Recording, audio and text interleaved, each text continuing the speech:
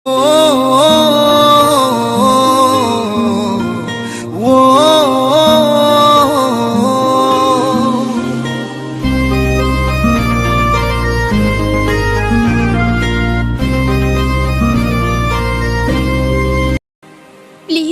দয়া করে আমাকে ছেড়ে দিন।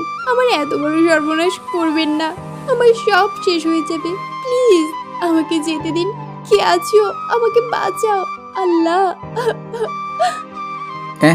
বললেই হলো, আজ আমি তোকে ছাড়বো না। তুই আমাকে কষ্ট দিয়ে চলে গেছিস, আজ তোর। দয়া করুন, আমি তো আপনাকে চিনিই না। আমাকে ছেড়ে দিন, না হলে আমি কাউকে মুখ দেখাতে পারবো না। দয়া করুন। তাতে আমার কি? আমি আজ তোকে ছাড়বো না। অনেক কষ্ট দিয়েছিস, কত ভালোবাসতাম তোকে। মাতাল নিশান মেয়েটার ওপরে উঠে তাকে চেপে ধরে বুকের ওপর থেকে শাড়িটা সরিয়ে পাশে ছুঁড়ে মারে। মেয়েটা আপ্রাণ চেষ্টা করছে বাঁচার, কিন্তু নিশানের সাথে কোনোভাবেই পারছে না। মেয়েটা আবার বলছে, আমাকে যেতে দিন, আমার এত বড় ক্ষতি করবেন না, আমাকে যেতে দিন। আজ তোকে কেউ বাঁচাতে পারবে না। বলেই যে নিশান মেয়েটার উপর ঝাঁপিয়ে পড়বে, অমনি নিশান অজ্ঞান হয়ে যায় আর মেয়েটার উপর পড়ে যায়। মেয়েটার হাত পা থরথর করে কাঁপছে।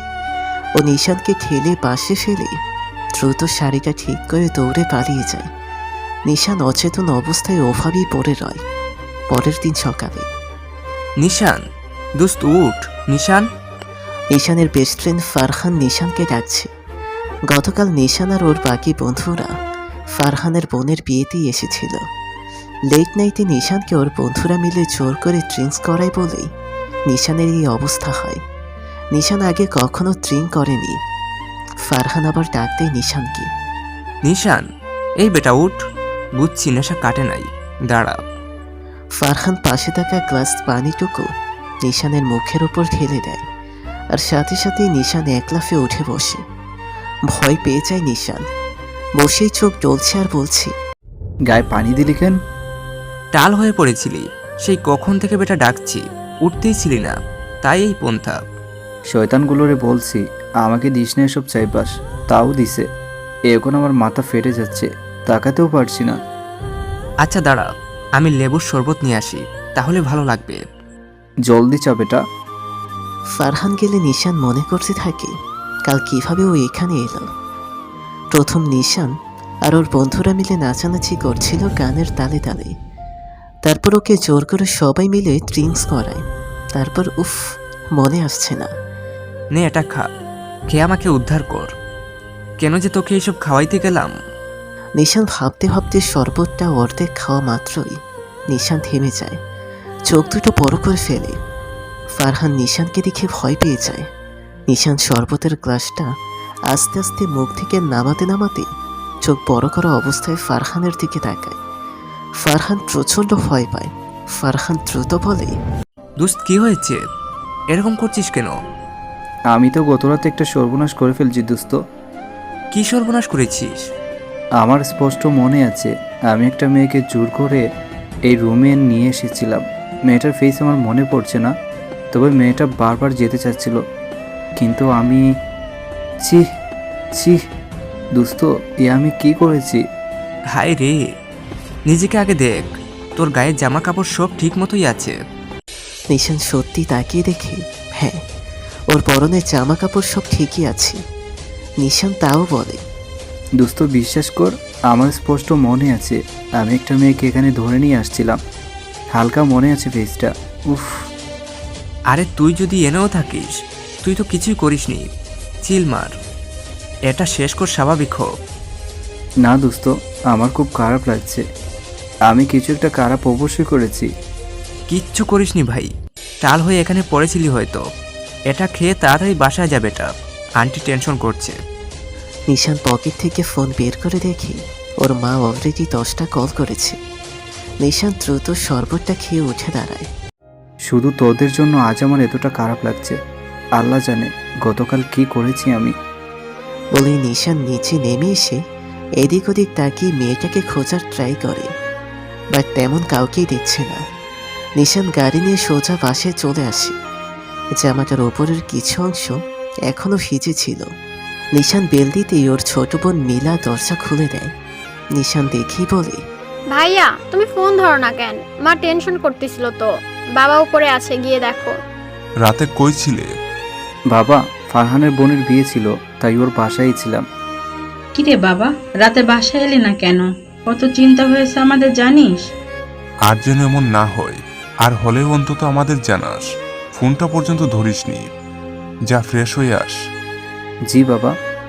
নিশান দ্রুত রুমে চলে যায়। নিশান ওর বাবাকে অনেক ভয় পায়।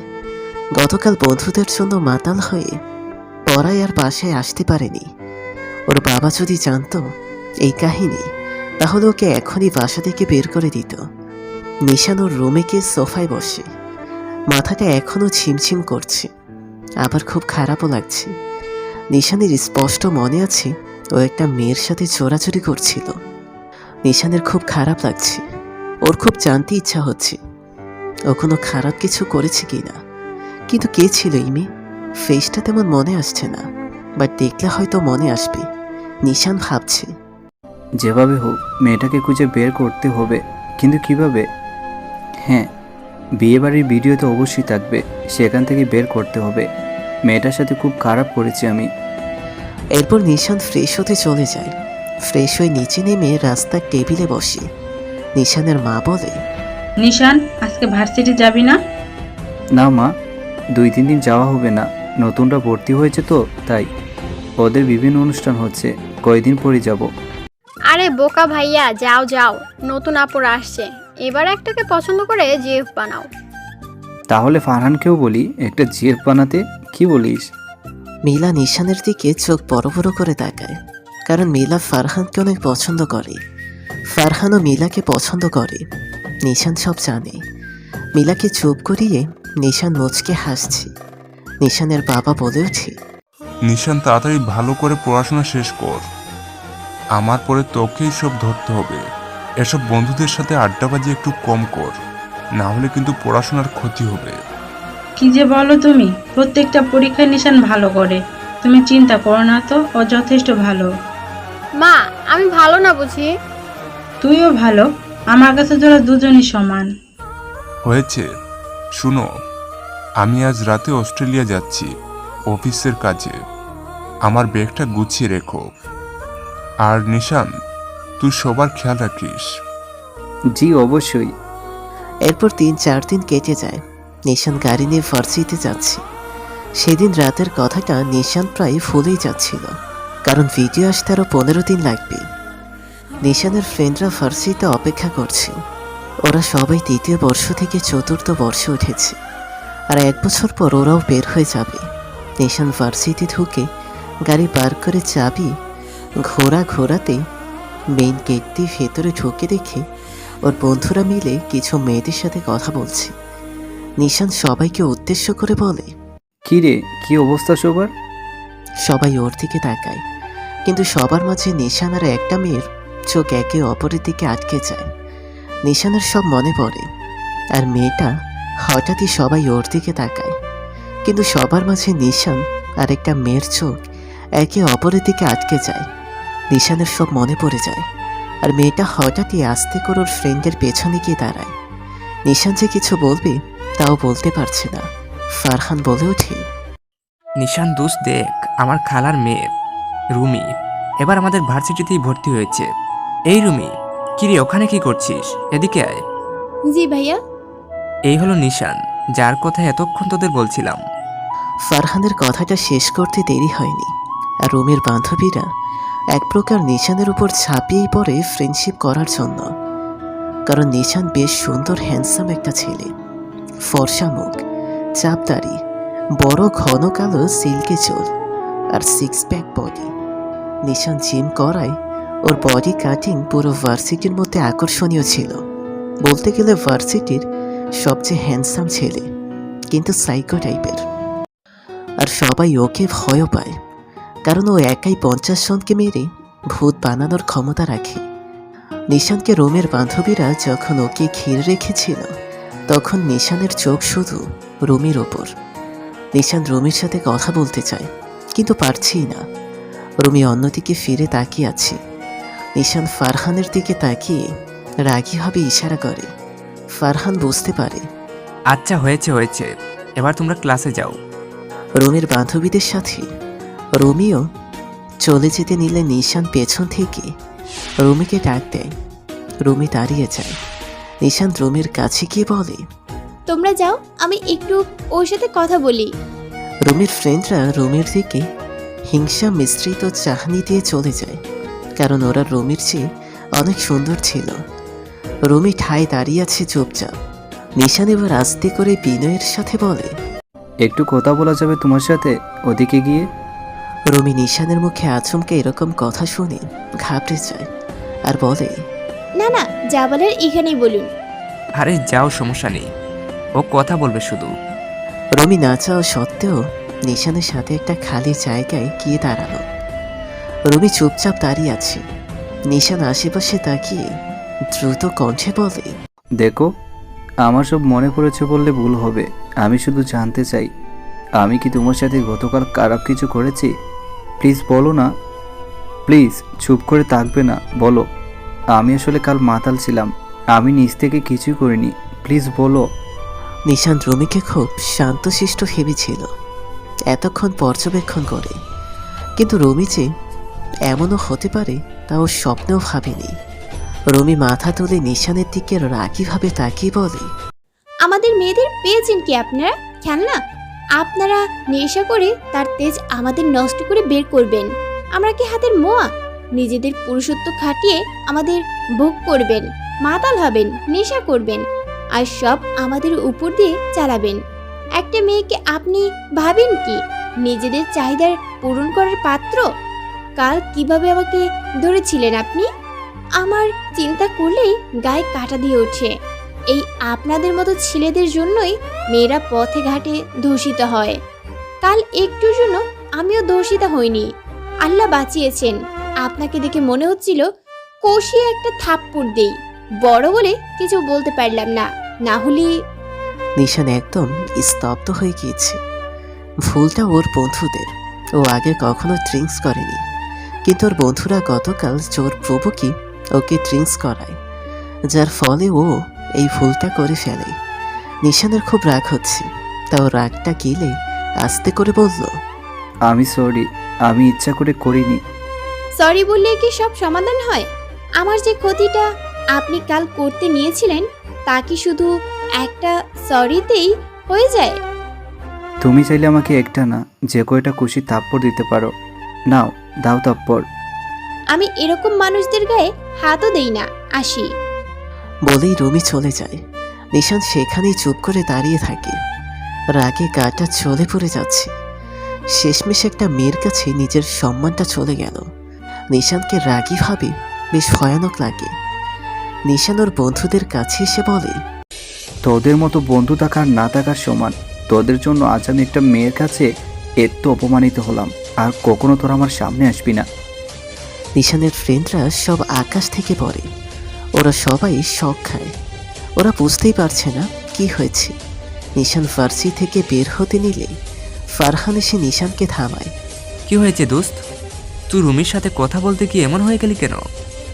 কারণ রুমি সিমে যাকে গত রাত আমি দর্শন করতে চেয়েছিলাম, সব দোষ আমার।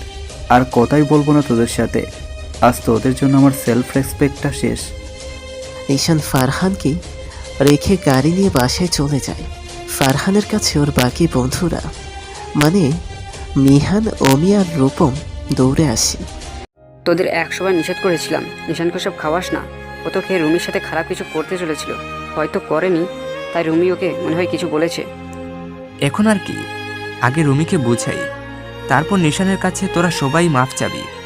এখন যাস না, ও অনেক রেগে আছে, পরে। রুমি ক্লাস শেষ করে বের হতেই ফারহান রুমির কাছে গিয়ে বলে, রুমি এদিকে আয়, তোর সাথে কথা আছে। ওনার কথা বললে কিচ্ছু শুনবো না। আরে আগে শুন তো, চল ক্যান্টিনে বসি, তারপর সব বলছি। এরপর ফারহান রুমিকে সব বুঝে বলে নিশান কেমন, ওর আচরণ কেমন সব। ও খেতে চায়নি বুঝলি, আমরাই জোর করে ওকে খাইয়েছি, যার জন্য ও মাতলামি করে কি না কি করে ফেললো। ভাইয়া, আমি তো ওনাকে খুব বকা দিয়ে ফেলেছি, অনেক বকা দিয়েছি। উনি তাও আমাকে সরি বলছেন। দেখেছিস ও খারাপ হলে তোকে সরি বলতো বল, এখন ওর রাগ নামাতে হবে। দেখা হলে ওকে তুই সরি বলে দিস। আচ্ছা ভাইয়া, বলবো। সিট, আমি তো ওনাকে কিছু বলতেই দেইনি। কি সব বললাম ওনাকে? দূর। ও খুব কষ্ট পেয়েছে, আমাদেরকে বলেছে ওর সামনে না যেতে। ভাবতে পারিস? ওনার কাছে মাপ চাইবো আমি? না জেনেই কত কিছু বলে ফেলেছি। হে বোন, মাফ চাস প্লিজ, আমাদের জন্যই তোর সাথে এমন কিছু করেছে। এরপর 3-4 দিন আরও কেটে যায়। নিশান ওর ফোন অফ করে সম্পূর্ণ একা হয়ে বাসায় বসে থাকে। ওর বন্ধুরা আর না পেরে সবাই নিশানের বাসায় যায়। বেল দিতেই নিশানের মা দরজা খোলে। ফারহান বলে, আন্টি নিশান কি বাসায়? হ্যাঁ বাবা, উপরে ওর রুমে। বললো ভার্সিটি নাকি অফ, তাই বাসায় আছে। আচ্ছা আন্টি, আমরা তাহলে উপরেই যাই। আচ্ছা যাও, দেখো তোর কি হয়েছে, কেমন রেগে আছে, কারোর সাথে কথা বলে না। জি আন্টি, যাচ্ছি এখনই। এই তোরাও আয়। সবাই ভয়ে ভয়ে উপরে যায়। নিশানের রুমের কাছে গিয়ে দরজাটা হালকা সরিয়ে দেখে নিশান রাগীভাবে টিভিতে গেম খেলছে। অমি নিশানকে দেখে বলে, ভাই তোরা যা, আমার ভয় করছে। ও আমাদের ওর সামনে যাইতে না করছে। যদি যাই তাহলে ও মারবে দোস্ত। দোস্ত, নিশানের রাগ অনেক খারাপ, পরে কি না কি করে, তার চেয়ে চল ফিরে যায়। ঠিক বলেছিস ভাই, দেখ কি রাগীভাবে গেম খেলছে, মনে হয় গেমের ভেতরে আমাদের মারতেছে। তোদের আসলেই মার দেওয়া উচিত। আচ্ছা, তোরা কি চাস নিশান আবার আগের মতো হোক? তাহলে শোন, তোদের বুদ্ধি শিখিয়ে দিচ্ছি, সেটাই করবি। তাহলে হয়তো নিশানের রাগ কমবে। ফারহান ওর বুদ্ধি শুনে ওরা নিজেরাই বুদ্ধ হয়ে যায়। আর আমি কি তোদের সাথে ছিলাম নাকি? তোরাই এই কাণ্ড করেছিস, তাই তোরাই এখন এর মাসুল দিবি। যা, তাড়াতাড়ি যা। আগে এখন যে ভুল করেছিস তা ঠিক কর, যা। আয় বন্ধুরা, হয়ে যাক যা সে কপালে। নিশান থেকে টিপির মাঝে বেশ দূরত্ব। টিপি আর নিশানের মাঝে হঠাৎই ওর 3 শয়তান বন্ধু অমি, রূপম আর মিহান এসে কান ধরে দাঁড়িয়ে উঠবোস করছে আর বলছে, আমরা আর জীবনে কখনো এমন করবো না। দোস্ত, কানে ধরে বলছি, আমাদের মাফ করে দে। ওরা এভাবে বলছে আর উঠবোস করছে। নিশানের প্রচুর হাসি পাচ্ছে, খুব কষ্টে হাসি চেপে রেখেছে। কিন্তু যেই ফারহানের দিকে তাকায়, ফারহানও নিশানের দিকে তাকায়, দুইজনই অট্ট হাসিতে ভেঙে পড়ে। সে কি হাসি! বাকি 3 জন ফ্রেন্ড এসে নিশানকে জড়িয়ে ধরে আর মন থেকে মাপ চায়। নিশান ওদের মাফ করে দিয়ে বলে, ভাই, তোদের যা লাগছিল না, মনে হচ্ছিল 3টা বান্দর উঠবোস করছিস। দেখছিস ফারহান, ও আমাদের কি বলে? আরে মজা করতেছে দোস্ত। কাল কিন্তু ভার্সিটি আসবি, রুমি তোকে কিছু বলবে। না দোস্ত, ওর সাথে কথা বলার আর কোনো ইচ্ছা নেই আমার। অনেক কিছু শুনছি আর না। আরে জাস্ট একবার মিট করিস, আমার রিকোয়েস্ট। আচ্ছা যা, করবো নে। এই আইডিটা তোর ছিল তাই না? শালা ভালো হবি না। চল ঘুরে আসি। রাগে বাসায় বসে শরীর জিম দিয়ে আছে। চল, আজ তোদের জিম করাবো। আমাকে অনেক পেরা দিয়েছিস, চল তোদের শরীরের মাসুলগুলো একটু চালু করি। এরপর জোর করে সবাইকে নিয়ে নিশান জিম করতে চলে যায়। পরদিন সকালে ভার্সিটিতে নিশান আর ওর বন্ধুরা ক্লাস করে বসে আড্ডা দিচ্ছিল। হঠাৎই নিশানের পেছন থেকে কেউ খুব সুন্দর কণ্ঠে বলে উঠল, নিশান ভাইয়া। নিশান পেছনে ঘুরে তাকিয়ে দেখে রুমি। নিশান রুমির কাছে গিয়ে বলে, বলো। একটা কথা ছিল, আমরা ওই দিকটায় একটু যেতে পারি? চলো। নিশান আর রুমি একসাথে হেঁটে ক্যান্টিনের দিকে গেল। রুমি দেখল অনেক মেয়ে ওদের দিকে কিভাবে যেন তাকিয়ে আছে। তাদের দেখে মনে হচ্ছে তারা জ্বলে পড়ে যাচ্ছে। নিশানকে নিয়ে রুমি ক্যান্টিনের একটা ফাঁকা জায়গায় বসলো। রুমি মাথা নিচু করে আছে। নিশান বলে, কি হলো, তুমি এরকম বসে আছে কেন? কিছু বলবে না? হ্যাঁ বলবো তো। আসলে ভাইয়া, সেদিন না জেনেই আপনাকে রাগে কত কিছু বলে ফেলেছি। প্লিজ আপনি আর রাগ করবেন না, আমাকে মাফ করে দিন। আমি না বুঝেই রাগের মাথায় উল্টাপাল্টা বলে ফেলেছি। সরি, আর কখনো এমন হবে না। তুমি পেয়েছোটা কি? হ্যাঁ, গতকাল যা ইচ্ছা আমাকে বলছো। আমি রাস্তার ছেলে? আমাকে কি রাস্তার ছেলে মনে হয়? আমি গতকাল বলেছিলাম তোমাকে যে আমি ইচ্ছা করে করিনি, তাও আমাকে দর্শক আরও কত কিছু বলেছ। তুমি কি করে ভাবলে তোমার মতো মেয়েকে আমি মাফ করে দিব? কোনো মাফ নাই। তাকো কেন বসে, পচা মেয়ে একটা। আর কখন আমার সামনে আসবে না। বলেই নিশান উঠে যায়। রুমি পুরো স্তব্ধ হয়ে যায়। ভাষা হারিয়ে ফেলেছে রুমি। ও কল্পনা তো দূরের কথা, স্বপ্নেও ভাবিনি এমন কিছু হবে। রুমির চোখ থেকে অজান্তেই টপটপ করে পানি ঝরছে। এ কি হলো? এমন তো হওয়ার কথা ছিল না।